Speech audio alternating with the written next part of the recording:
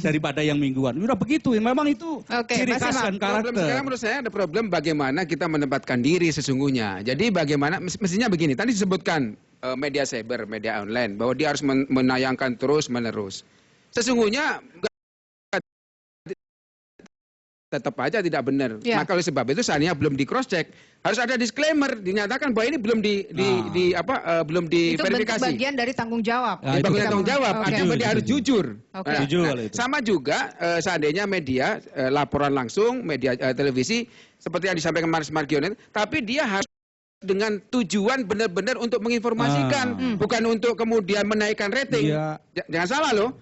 Beda loh, Mas Margiono tadi dikatakan bahwa ada informasi, itu kita perlu pertanyakan loh, menyampaikan informasi itu karena apa?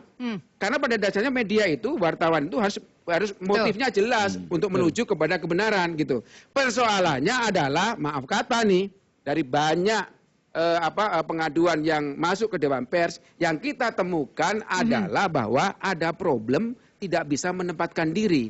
Artinya menempatkan diri adalah bahwa bagaimanapun dia adalah jurnalis, bagaimanapun juga dia adalah media yang harus memberi terang, bukan membakar, tapi maunya yang mudah, dapat pasar dengan mudah, dengan pekerja yang mudah, gitu.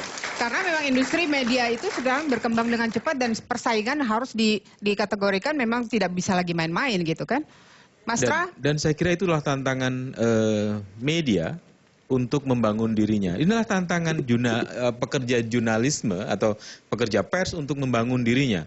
Dan sekaligus inilah tantangan Dewan Pers untuk semakin mendewasakan pers di Indonesia. Ada satu yang menarik, Mas. Ada satu yang menarik. Jadi gini, ada diskusi panjang tentang revolusi mental di kalangan pers. Banyaklah apa yang harus diperbaiki dan dirombak oleh pers. Di antaranya apa yang menjadi catatan Pak Mardiono? Kalau saya menimbulkan ada satu hal yang penting yang saya kemukakan di sini. Ada satu frase yang penting untuk di situ revolusi mental di pers, yaitu frase tidak sekedar. Saya menyebutnya tidak sekedar. Boleh berita cepat, tapi tidak boleh sekedar cepat. Boleh berita kritis, sangat kritis, tapi tidak boleh asal kritis. Boleh berita agak bombastis, tapi tidak boleh sekedar bombastis. Boleh berita eksklusif, tapi tidak sekedar eksklusif. Jadi tidak sekedar.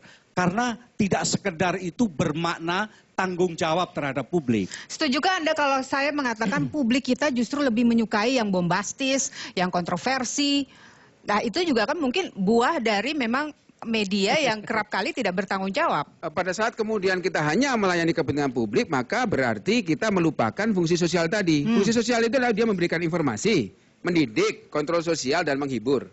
Jadi pada saat kemudian kita sekedar melayani kebutuhan, kemauan publik, bukan kebutuhan, kemauan publik, ya berarti kita hanya menjalankan fungsi ekonominya saja.